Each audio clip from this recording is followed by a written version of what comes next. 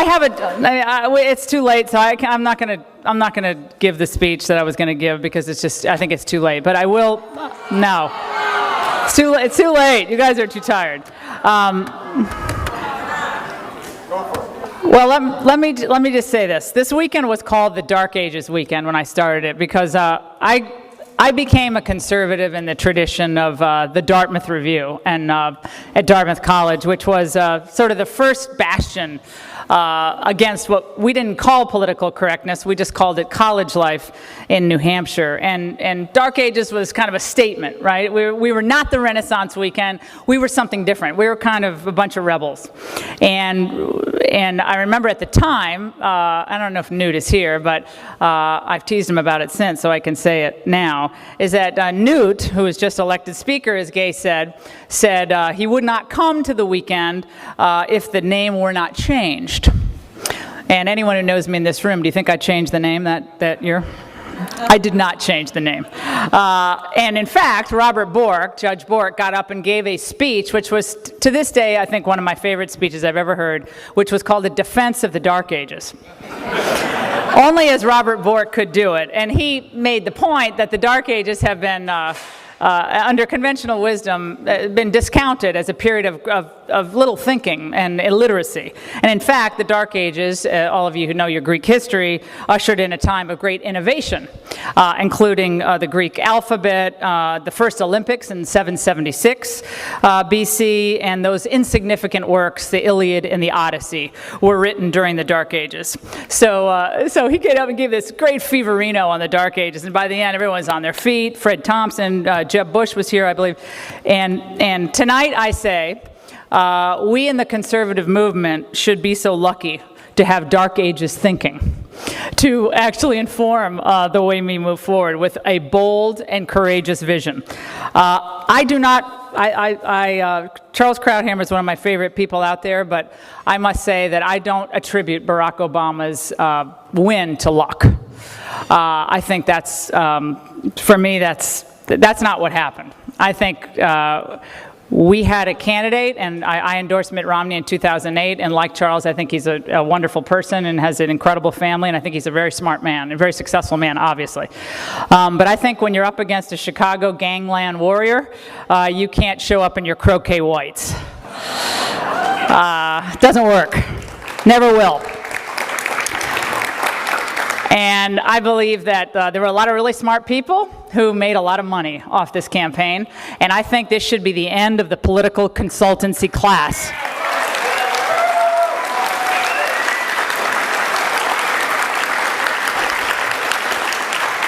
We spent $900 million to lose this election. We spent $900 million to lose Senate seats that were eminently winnable. We spent $900 million to lose an election that will impact my children's life adversely, and I believe all of ours in this room adversely. Not just money, but in something a lot deeper, our heritage.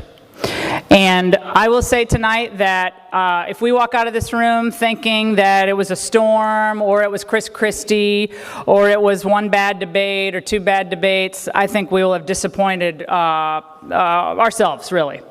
I think this was another example of people who think that they can run and win elections as generic candidates. There were a lot of polls a year ago that said any generic Republican could beat Barack Obama. And I think from that point forward, with a few primary debate interruptions, Mitt Romney believed that he could win this election as a generic Republican. And I don't think anyone who ran as a generic vanilla type Republican was going to beat this Chicago operation. Just wasn't going to happen.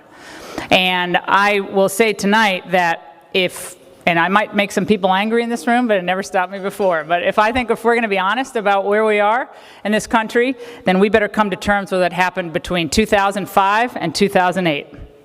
In 2008, in 2006, we lost several Senate seats. We lost the House of Representatives. By 2008, we had lost the House, the Senate, and turned over the presidency to the most left-wing person to ever take 1600 Pennsylvania Avenue. When George W. Bush, whom I supported and who I campaigned for, when he left the White House, he had a 29 percentage point approval rating. I don't think we can write that off as some fluke of history. I think we, as conservatives, better understand that we have a foreign policy problem and we have an economic problem. For some reason, we conservatives, we should never lose the foreign policy argument, and we lost it this time. We didn't argue it, and we lost it. We cannot let that happen again. I am someone who, I'm pretty sure I did the first national radio broadcast out of Iraq.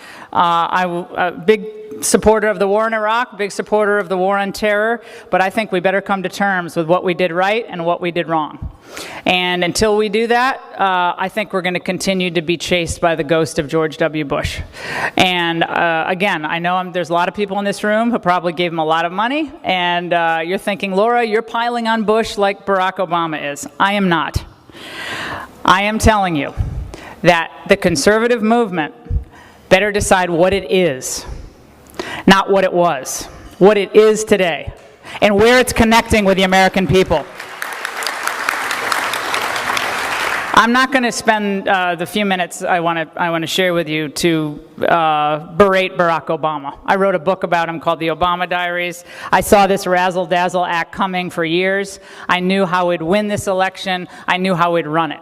And you didn't need to spend $900 million to figure it out. I think until we understand that we have an enormous credibility problem on spending, and an enormous credibility problem on how we deploy our military, and when we use our military, when we don't, what we want to achieve with our military, who our real allies are, who we should support, then I think we're going to continue to have a real disconnect with the people who are naturally conservative and want to be with us. And I believe part of this problem is what David Horowitz has been trying to get at for so many years. We put all our faith in politicians and largely forgot academic institutions and the culture. And because we did that, we allowed a vacuum to exist that the left happily jumped into. And this has been going on for decades, no doubt. But it's reached a fever pitch today. And now the new normal is something that we consider, really, when we think about it, the abnormal. But the new normal is what our kids see every day on television, or what you see on the magazine rack, or what you see in reality television. And so it's not really surprising today when we see someone who has a sex tape gets a reality show, or someone who looks kind of like a celebrity general seems to be betraying his own honor, his sense of honor. Because it's all like that. And I think until we come to terms with how we got to this place, our culture is what gives us our politics, right? Our politicians come out of the culture, right? We are our culture. I think we as conservatives think if we only get the right politician, well, the culture has existed around us. It's been bubbling up underneath our feet as we want America to be the way it was. Our culture has evaporated under our very feet because we let other people do the culture. The culture was the stuff the left did. Well, they were really smart, weren't they? They have primetime television. They have the entire music industry with a few country singers thrown in. But, you know, for the most part, you know, they had the entire entertainment complex on their side, and we had pretty much Kid Rock and Wayne Newton and, you know, that's about it. I mean, a few others. I mean, Gary Sinise, a few others. Yeah, Robert Davi. But I mean, we had our people. But it's hard to compete with the entire media and entertainment complex if we're not in that game. I believe in the end, we have to think of those who are in greater despair than a lot of people are today. I'm a conservative. A lot of people want, I'm optimistic. I am optimistic, but I'm a conservative, so you also are pessimistic, right? But you have to remember the people who are in greatest despair. We heard deeply moving stories about Holocaust victims and people struggling in concentration camps and stuff we can't even imagine sitting here in this beautiful surrounding.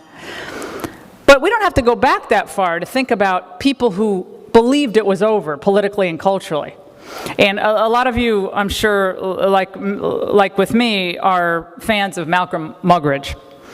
And I went back this afternoon as my children were thankfully ensconced in the entertainment center downstairs, and I read a speech that Malcolm had given in 1979. This was before Reagan was elected, before Thatcher, and before John Paul II. And he wrote that nothing can happen to us in circumstances that is not part of God's purpose. Therefore, we have nothing to fear. It's kind of odd to think about that. We have nothing to fear. We have nothing to really worry about. On that basis of truth, he said, there can be no black despair, no throwing in of our hand. We can watch the institutions of our social structures of our time. We can watch them collapse, and we will. And we can reckon with that seems like an irresistibly growing power of materialism in materialist societies. But it will not be the end of this story. And then he quoted St. Augustine. And he said, he found it amusing that St. Augustine said this as he received the news in Carthage that Rome had been sacked. Well, St. Augustine said, if that happened, it's a great catastrophe. But we must never forget that earthly cities that men build will also be destroyed. Because it is the city of God that men did not build that will endure. And he devoted, at that point, the next 17 years, St. Augustine, to working out the relationship between the earthly city, cities that we live in, and cities that he lived in, of course, and the city of God. The earthly city we're here in for a very short period of time. We're all going to be gone. Hard to believe, but we're all going to be gone in a short period of time, blink of an eye. And the city of God, we'll all be citizens there forever, eternally. With that sense of certainty, when we think about it tonight, should come a great sense of joy and a great sense of comfort. Everything else is fantasy. Well, whether the fantasy of power that we see in authoritarian regimes that seek to crush the individual, or the fantasy, as he wrote so famously, of the great liberal death wish in terms of affluence and self-indulgence.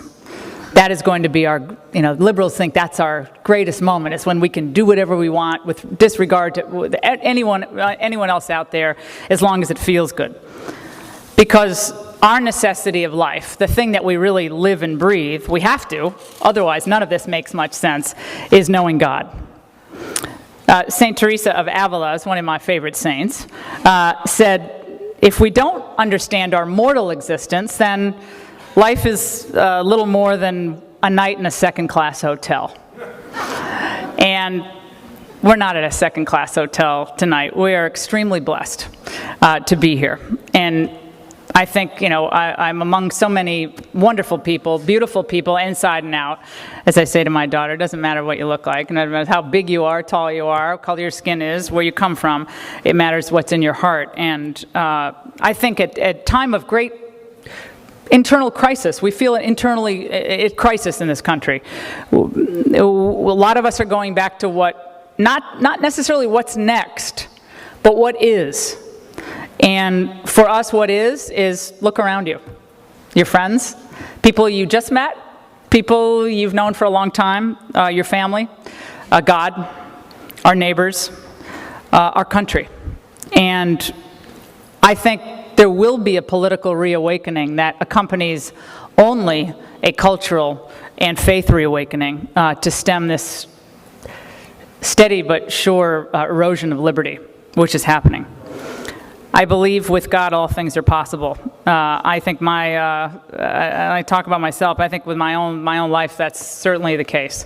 And I think that tonight, and I know you're closing out this conference tomorrow,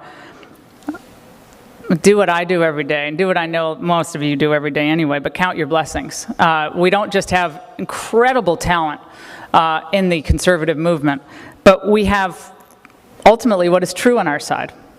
The truth of freedom, of economic liberty, the inherent worth of the individual, and for me, it's the most vulnerable in the womb, to the elderly who live alone without anyone really to help. As long as we stand for those truths, and we are happy warriors in the process, don't give in to despair, as easy as that is, then I believe we won't need luck to win an election. We'll have brains and a moral certitude that has certainly carried everyone from Margaret Thatcher to FDR to John F. Kennedy to Ronald Reagan to the public square with great success. I want to thank all of you for being here tonight. You could be anywhere this weekend. I want to thank David Horowitz. We love you. Thanks so much, David. Thank you, everybody.